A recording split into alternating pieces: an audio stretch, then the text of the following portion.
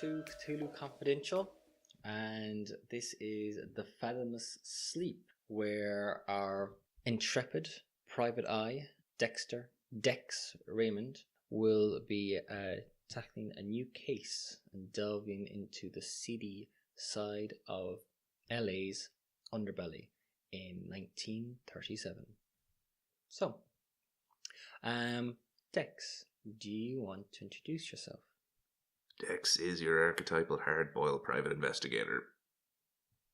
Apparently he has smarts and grit, and could have wormed his way into the corrupt power structure of LA, but decided to not do that, and just work as an outsider,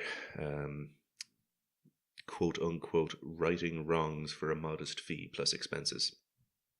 He's quite a qualified investigator and has a number of interesting sources to back up know-how and skills that he wouldn't have, like from scientists to fortune tellers. Cool. So, at the start of the scenario, you begin with one of 4 different problems. You choose which one of these you would like to begin with. So, they are: what killed the cat? Lonely, broke, or vicehound. So take a moment to have a read and decide which one of those you would like to carry forward into the game as you start to build up a picture of Dex and who he is. Morbid curiosity, lonely whiner, no money, or some sort of addict. What a choice. I'll go with broke. Okay. So read out broke. Nobody could ever accuse you of loving money. You wouldn't be an honest private eye if that were the case. But a man needs to eat and keep the lights on, and you're on the verge of being evicted from both your apartment and your office. So that is a continuity problem. So that problem will be following you through the scenario. If you can, through one means or another, remove broke as a problem before the end of the scenario, then you've resolved it. If you have not, then that may have consequences. So throughout the game, you will gain more problems. You'll also have an opportunity to gain edges. Edges may help you remove some of those problems. Also, through your actions in the game, may also deal with some of the problems that you accrue. The fewer problems you have at the end of the scenario, the better off you are. The more problems that you have, the worse. So, Fair enough. Our action begins in your dingy office on Bunker Hill, where you run your one-man private detective agency. You're seated behind your desk in this office. Can you describe one thing from the office that makes it stand out a little bit? What's one thing about the office that you might immediately notice when you come in the door? I am going to say a World War I era rifle. Oh. To commemorate service in the Great War. Cool. Where is it? Proudly displayed on top of the drinks cabinet next to my desk. On like a board mounted to the wall? Yeah. Just sort of hooked on there. Okay, cool. All right, I like that. All right, so it's prominently displayed in the office. It's obviously something that you're proud of. Or don't want to forget. And as you are seated behind your desk, sipping a glass of cheap bourbon. Sounds about right. You contemplate your current financial predicament and your recent dearth of clients, when, as fate would have it, there comes a knock on your door. There is a frosted pane of glass on the door itself, revealing the outline of a feminine figure. I guess I take my feet off the desk and say it's open. The door opens and reveals a woman. You see, confidently strides into the room, closing the door behind her. She is attractive, very attractive. She's smartly dressed, and you can tell by her clothes and by her manner that she has money. Or certainly she comes from money. Right. She seems to take you in with her sweeping glance as she looks across your office, taking in the rifle mounted to the wall, taking in the quarter full tumbler still in your desk. And how are you dressed at the moment? How does one typically dress? Shirt and tie, I suppose. Okay. Although not the freshest shirt and tie. Laundry costs money. She saunters over towards the desk, looks at the chair in front of it. Gesture towards the chair. She sits down. Mr. Raymond, I presume. That's right, ma'am. How can I help you this evening? My name is Margaret Deacon, and I'm led to believe that you may be able to help me with the problem that I have. That's certainly possible. Would you care to describe the nature of this problem? Something's happened to my sister. I've heard that you're someone who won't back down and can't be bribed. And I need someone to look into this matter for me, who's going to stick it out to the end. Are you my man? I certainly could be, ma'am. I don't do this sort of work for free, though. Of course. And she slips out a cigarette case. She takes one. She offers you one. Sure, yeah. Thank you. And then she kind of... I'll offer her some cheap bourbon. Okay. She's standing there with the cigarette unlit in her hand, though. Find a lighter. Scramble around to the drawers. Sure, yeah. Got one here somewhere. Slam, slam, slam. She smiles at you, slightly amused. Leans in to let you light her cigarette. And as the light flares, you kind of get that kind of perfect look at her face as you take in just how beautiful her eyes are. Which opens it up to our first challenge. Keeping it professional with Margaret. She's one of those. Okay, so an advance on this is a 4+, and this is a cool roll. Cool. So, yep. I have a 50-50 chance of screwing it up. Well, an advance is your best result. If you don't make the advance, you could still make the hold, which is the mid ground, which doesn't result in you gaining an edge, but at the same time, typically means that you don't come out worse from the situation overall. You just don't get any great benefit from it. If you get a setback, that is where you gain a problem. Now, if you're willing to take an extra problem, you could get an extra dice for this right now. Is that something you wish to risk? I still just need 4 total. 4+ for an advance. So an advance, the best possible result. On 2 dice. On what is your cool? It's 1. 1. So it's up to you. Do you want to risk it on 1 dice? As I said, the advance is the 4+. The first impressions are terribly important in this line of work, so I'll take that. Extra problem. Okay, grand. So, make me a roll. So, hooray! So, So you get a push, and you get the advance. You can see why 100 guys would fall in love with a woman this glamorous and smart. Fortunately for you, you're not one of those guys. So you gain the following edge, which is ready, married to justice. self-possessed. So please read that. A show of self-control gives you the confidence you'll need if this case gets hairy.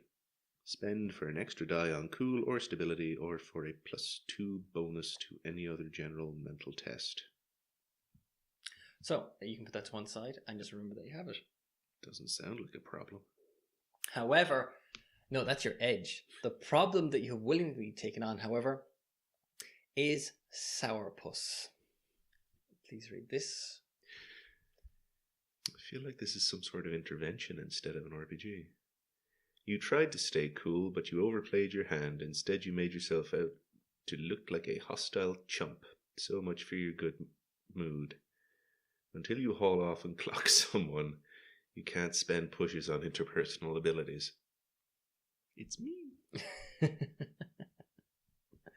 Okay, so tell me how that happens. What do you do that kind of shuts it down from maybe a slightly flirtatious move on her part?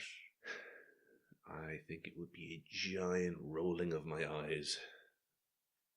Oh. You're very high society, miss. This is going to be one of those cases, isn't it? You see her back stiffen immediately.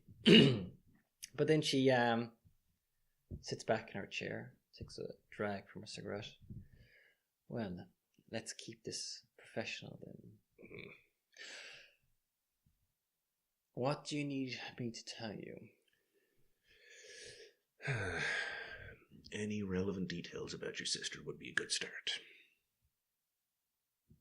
You said something's happened to her. Is she missing? Changed behavior? Seeing someone on the side that she shouldn't? I need something to go on here. My sister's name is Helen, and 6 weeks ago, she did go missing. It wasn't entirely out of character for her to drop off the map for periods of time, but I was worried this time round. It went on longer than she'd ever been gone before. And then 4 weeks ago, she turned up again, wandering around in the middle of the night downtown, clad only in a blood-stained camisole. I'm sorry, what? The police found her. Get out a notebook and start taking notes on this. She was wearing a slip and a camisole, dirty, dishevelled, covered in blood. And with, it seems, no idea of what happened to her. The police, thankfully, recognized her from the missing person report. And, well, let's just say that my family is somewhat influential, so we're able to keep the matter discreet. She's back home with us now, but something's happened to her mind. She's not herself. She's withdrawn into herself, I suppose might be the best way to describe it. She's been all but mute, nearly catatonic. We've got her the best care that money can buy, but, well, I had been hoping that she might have come round on her own, but in the circumstances, I feel I need to do something. In fact, I fear I may have left it too late at all. The police did look into the matter, but they didn't find anything useful, and I don't think they pushed too hard. Frankly, we weren't looking for a scandal ourselves. but she's my sister, and I want to know what happened to her. Is that enough to start? Yeah, that should do. I've got a few friends down at the station. I might see what they have on the case and what they kept, if they kept anything from reaching the public eye for a start. And that should give me some more leads to work on. In the vein of your investigative abilities, you would be aware, due to your accounting ability, that Margaret Deacon is a name that you recognize. She is not just a pretty face. She is actually the driving force behind her father's real estate development firm. They are a well-established enterprise in the city, and word is that she has taken over the day-to-day running of the business and has proven to be a tough cookie. You'd also be aware of the fact that she is someone who would have the connections to keep something like this quiet. Certainly to be able to encourage the police not to ask too many questions if she didn't want them asked. Do you have any more questions for her? Yeah, where around downtown did she reappear after all this time? I'm not sure exactly. The police would. I think she was just found wandering the streets, not close to anywhere in particular. Though, I have to admit, we haven't exactly been close. She was always a little wild, and I tried to do my best by her, but I suppose, well, we drifted apart. And they can be like that. You said she was near catatonic. Has she said anything? Mentioned any names or places since she got back? No. Nothing that has made any sense, certainly. A man did call looking for her, asking after her. Marshall Daly. He's a scribble screenwriter at Capitol Pictures. I met him a few times. Handsome. The jealous sort, if you were to ask my opinion. He and Helen had some sort of a relationship, I suppose. He came by about 5 weeks ago asking after her. At the time, she was still missing though, so I didn't say much to him. Marshall Daly. Very good. Is there anything else? There was another, group that she was involved with, but I don't know much in the way of the dealings with them. Some sort of church or spiritualist movement. The Order of the Argent Light. The what now? Our mother passed away about 2 years ago now, and she became ill. Helen, well, she started talking nonsense about auras and hidden masters and pyramids and what have you. And well, I don't know who dragged her into it, but I'll look into it.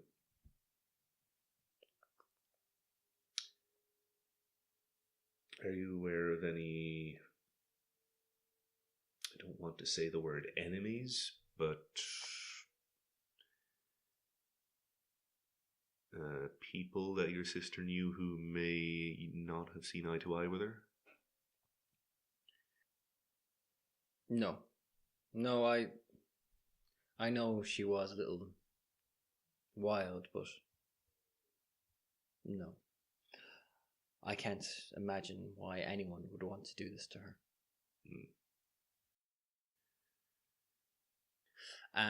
She gives you her card before she leaves when the interview has concluded.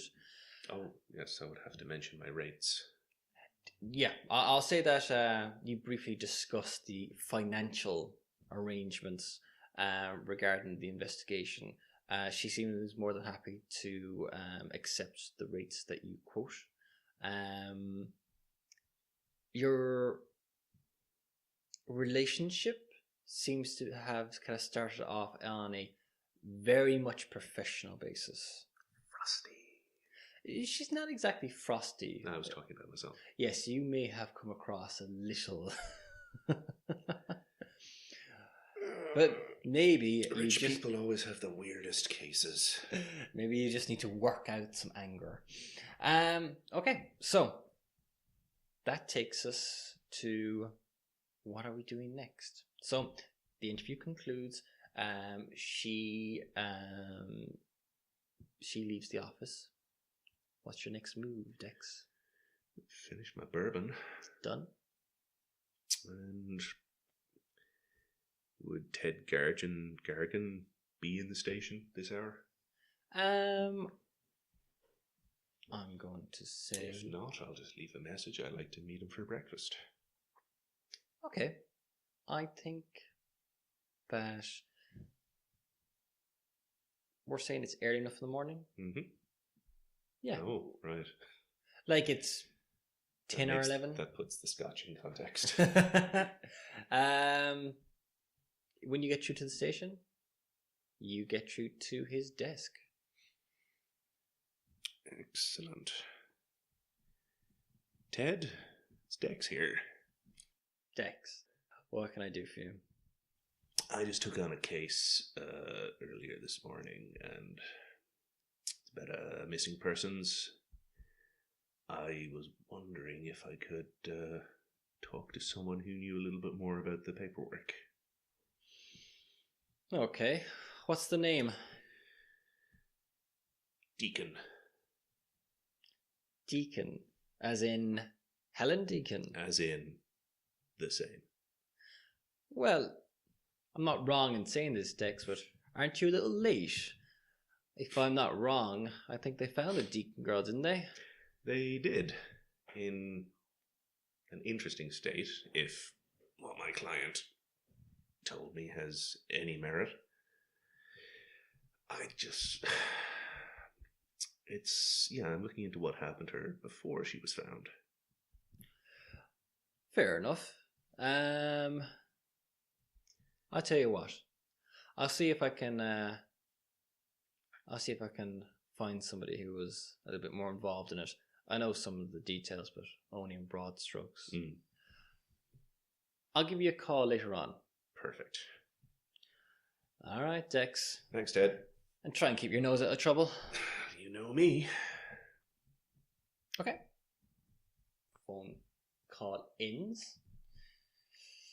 You look at the clock. It's 5 to 11. What's your next move? Which of my sources would be the best person to call about this Argent Church?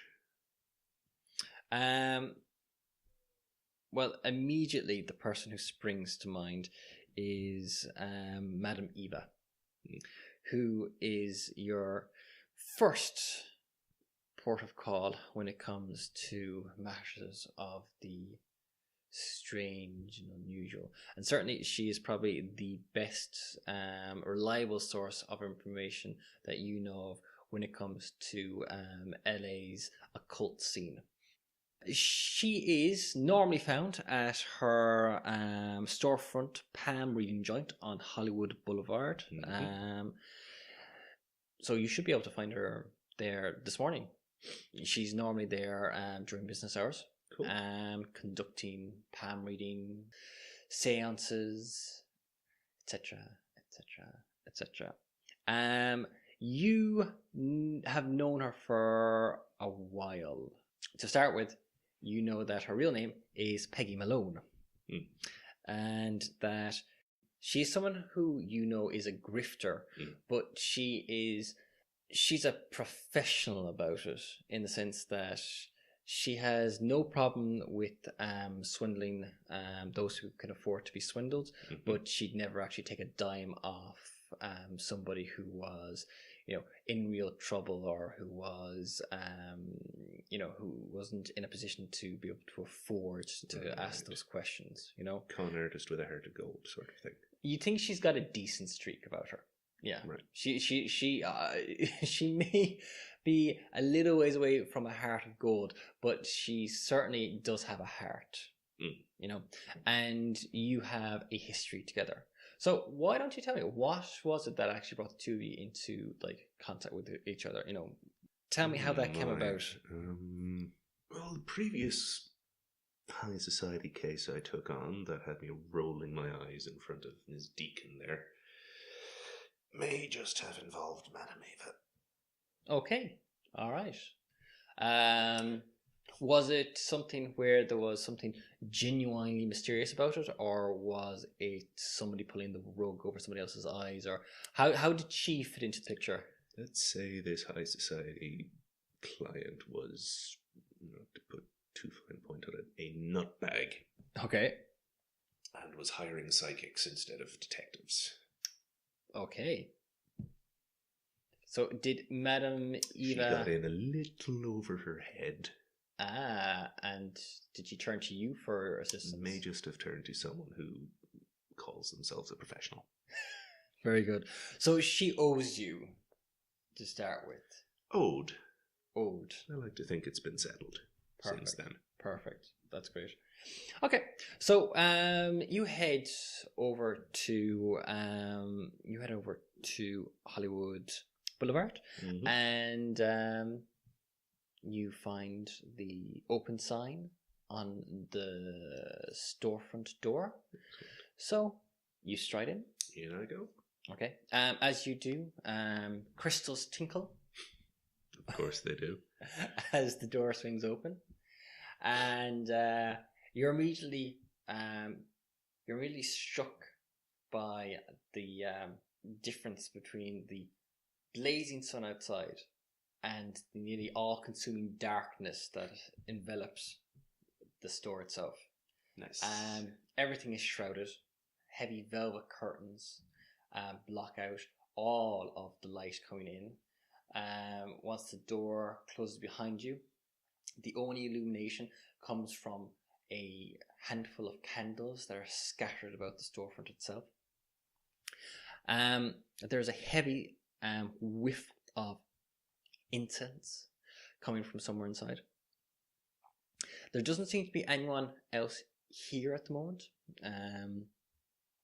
but you can see there is a doorway which is marked by a bead curtain, and from inside it a voice echoes out, "Who has come to seek the advice of Madame Eva?"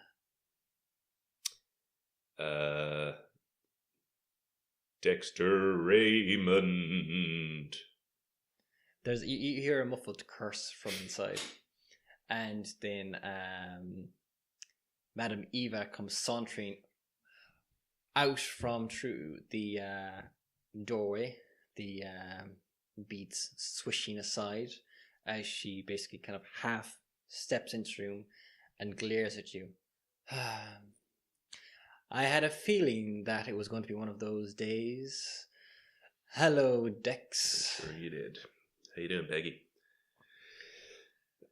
I was wondering if you could help me with a little case I got going. Do you need me to look into my crystal ball? Would it help? Probably not. Come on, True. She brings you into the back room where she normally conducts her private interviews, consultations, and seances. I know. whatnot. There is a crystal ball in the center of the circular table that takes up most of the space inside the room, and she kind of sashays around, taking a chair opposite you. She leans over and from some hidden recess produces a pair of tumblers and a slightly classier bottle of bourbon than you were drinking not that long ago, and pours you a drink. Madam Ava, you read my mind.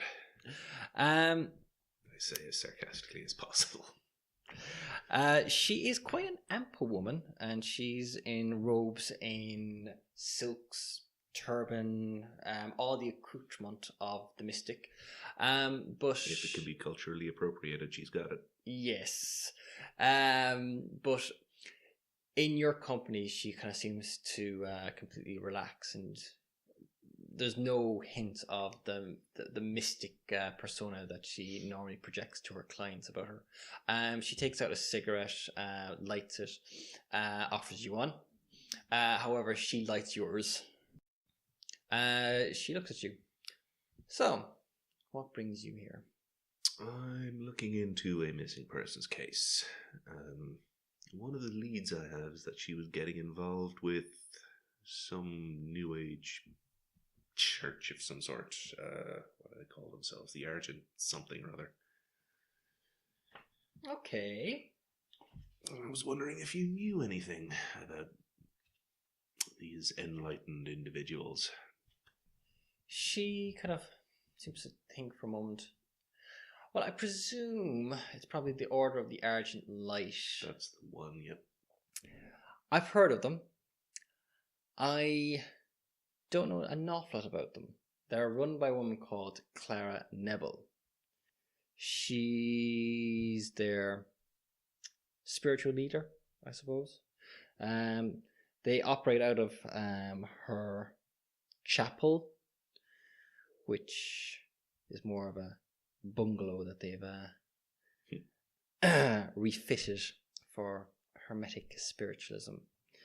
It's over on Lama Linda Avenue, Hollywood, if you're looking for it. As for the woman herself, I don't know much about her. We do run in the same circles. As far as I'm aware, they're nothing particularly special. A bit of Christianity, a bit of spiritualism, theosophism, crystal healing, and pyramids. Pyramids. Pyramids are in, my dear. Pyramids are in. They went out of fashion for a while, but they're back in vogue. They went out of fashion about 7,000 years ago. Who's keeping track? They look good, though. I'll grant you that. Interesting. And they never struck you as the brainwashy, kidnappy type? Well, there's a lot of kooky little cults knocking around the place, and well, there's more than a few people who need to take advantage of those who are looking for answers, those with more money than sense. So I wouldn't dismiss it out of hand, but I haven't heard anything particularly worrisome when it comes to them. Right. Okay. I think that's it then. All right then. I'll finish my bourbon and stand up and make to leave. She walks you out to the door, and she kind of pauses before you actually leave. Dex, what exactly have you got yourself mixed up in this time? Remember when we first met? Hard for me to forget in circumstances. Probably something like that. Well, look after yourself, Dex. I'd hate to see anything bad happen to you. Yeah, well, you know me. Yes, unfortunately, that's why I'm worried. Hey, if this works out, drinks are on me. And I'll believe that when I see it. Keep well, dear. A little faith. Faith costs money, honey. And away I go. Okay. You end your brief enough interview with Madam Eva, leaving on cordial terms. It's gone up towards midday at this point now. When was I going to meet someone? Oh no, I was told that someone from the police station would be in touch. He'll get back in touch with you himself. Right. Yeah.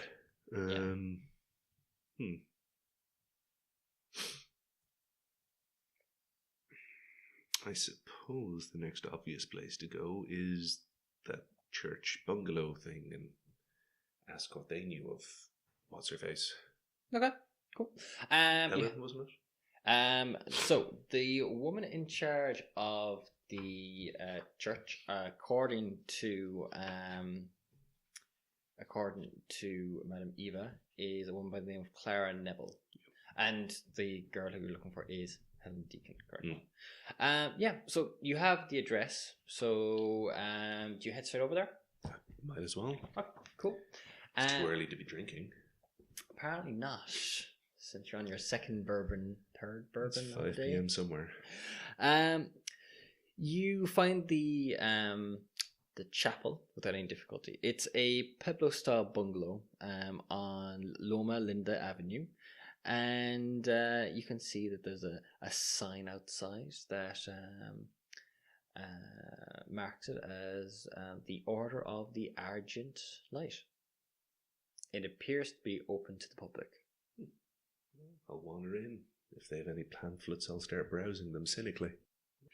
Okay, so the chapel itself is open to the public. Walking in, there's a small foyer with a table set out with a number of pamphlets that relate to what the order does and its spiritual teachings. There's a small bookshop as well, where you can see that there are a number of books that all seem to relate to the spiritist movement, the power of pyramids, crystal healing, etc., etc., etc. Kind of what you'd expect. Very good. Are you trying to be unobtrusive, or are you trying to actually find this Clara Neville? I am looking to be not a nuisance, hopefully until someone comes along and asks me if they can help. Okay, I'm going to say that's about a minute after you get inside the door. You kind of you light it for a moment. You take a look at some of the pamphlets that are there. The bookshop is off to one side in a room. There is a young woman behind the counter, and the whole place is kind of it's very open. As you're there for a minute or two, just kind of loafing around, a woman steps out from a hallway and walks over to you, smiles. Hello. Can I help you? Good afternoon, ma'am. I'm hoping you can help me, certainly. I'm looking for anyone who knew or knows, what was her name again? Helen Deacon. Helen? I was given to understand she frequented the church. May I ask why you are inquiring? I'm a private investigator. I was hired to see if we can fill in the gaps to what happened to her. You may have heard she went missing for a couple of weeks. I did, and I was very sorry to hear it. My name is Clara Neville. Ah, excellent, yes. Why don't we go into my office? Thank you. She leads you over to another doorway, brings you inside, and you find yourself seated inside of a pleasant, modest office. There's a large bookcase on one wall. It seems to mirror the actual books that are out in the bookshop itself. The window looks out over the garden. It's very bright, airy, comfortable. Clara takes her seat behind the desk. So you're a private investigator. Who hired you, if you don't mind me asking? I'm afraid I can't say. Confidentiality and the like. I am... Concerned family, let's say. Well, I can see that you're obviously a professional, and obviously you can't say too much, but I don't think I'm wrong guessing it might have been her sister, Margaret. I can neither confirm nor deny. Well, I appreciate your tact in the matter. Please, how can I help you? I'm given to understand that after her mother died, Helen, I'd hesitate to use the word fell in with, it sounds a little grubby, became associated with your movement. Well, like so many people, Helen came to us looking for spiritual guidance. Mm-hmm. We live in troubled times, and Helen was obviously going through a particularly difficult moment in her own life with her mother's illness and later her death. And I think she needed something in the way of a path to follow. She came to us. She came to us with some other girls, but I have to admit, whilst they were I'm afraid rather frivolous young women, she rather impressed me with her depth. I could sense that there was a real energy about her. Her aura was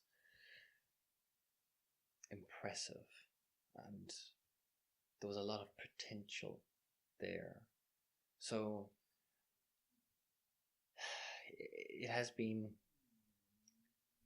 a case of some worry for me, actually, when she disappeared, and I was very glad to hear that she had been found, but we haven't seen anything from her since. So I had hoped that my prayers, my entreaties, had found her, and that she might reach out to us, maybe reach out to me. But obviously, if you've been hired by her sister, then maybe she's not in a position to come to us in body, at least. Perhaps. Can I assess honesty on this woman? You don't think she's actually lying to you per se, but she's certainly giving you a version that ties into her beliefs, and obviously with the Order of the Argent Knight and what it stands for. So you don't think she's been lying to you per se, but obviously it's been dressed up in the language that she's comfortable with using. Can you tell me when the last time you saw Helen was? Let me think. Well, I think it was about a week before she disappeared. And I have to admit, at the time, I was a little concerned. There was a cloud hanging over her head. And when I mentioned that to her, she asked me to read her aura. And I could get this sense that there was this, a spore of this ancient gnawing evil. And it was as if she'd walked over something, unsuspecting, unaware of what it was. And I had this vision of this lever, once alive, but now dead. I offered to conduct a protective rite for Helen, but the ingredients are quite expensive, and she did say she wanted to have the ritual performed, but obviously due to the costs involved, I had to wait until she had the funds so that I could conduct the ritual appropriately. I'm afraid that she wasn't in a position to donate to us for some time, I believe, as a result of her sister, who I'm afraid was sadly rather close-minded to our works here. Of course. If you don't mind my asking, what kind of costs would be involved in a protective ritual like that? They can be quite extensive. Obviously, we're talking about using certain herbs and unguents that are rather rare, hard to procure. I'm afraid that when we talk about some of these matters, the arts involved are ancient and the materials that are required are scarce. So I'm afraid that there are certain inevitable costs as a result. It's like some serious money. It's unfortunate, but it is a part of the materialistic world that we live in. An old friend of mine once said faith costs money. I'm digressing. You've had no contact from Ms. Deacon since? No, I'm afraid Neither not. of them? No. Right. Very good. Do you mind if I take some of these pamphlets with me? Oh, please do. I'd like to think that we have an open door here to anyone who's willing to take a step down the path to spiritual enlightenment. Are you someone who... I'll try anything once. There are some very good books in our bookshop if you'd like to consider some additional reading. I'd highly recommend if you were to look at the writings of William Dudley Pelley. He's a great man. Excellent. I will give it some serious thought. Thank you for your help today. She stands up, she leads you outside, and she wishes you a good day.